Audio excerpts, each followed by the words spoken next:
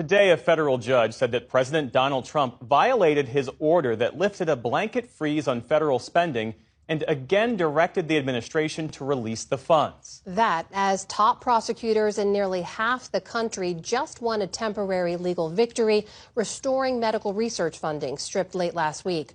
White House correspondent Laura Barone Lopez joins us now for more. So, Laura, we're 3 weeks into the Trump administration. You're seeing a growing number of federal judges describe the president's actions as overreach.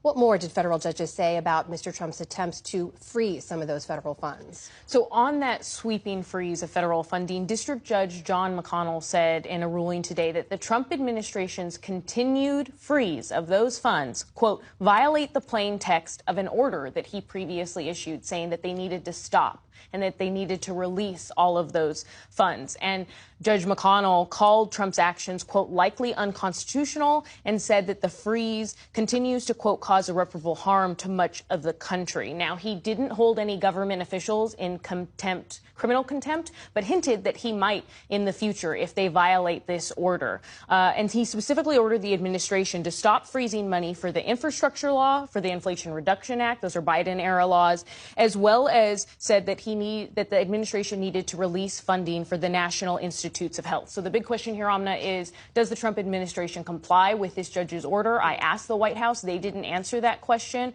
And there's some suggestions from people like Vice President Pence as well as Elon Musk that they think that the administration should defy the court orders. You mentioned the National Institutes of Health, or NIH. On Friday night, we should remind folks, the Trump administration announced it was cutting billions of dollars in NIH funding. We just saw a temporary legal victory for the case to let those funds move ahead. What should we understand about that case and its impact? So now a second judge has said just moments ago that the administration needs to release that funding for the National Institutes of Health that goes to medical centers, that goes to universities, and it funds research for things like cancer, heart disease, and diabetes. And they said that the administration needs to show within 24 hours that they have released that funds, and they have to show that on an ongoing basis because essentially the states argue that this is life-saving research that is being held up because of this block. Meanwhile, we see Mr. Trump and Elon Musk's work to slash the federal workforce continue, this time with the Consumer Financial Protection Bureau. Tell us about that.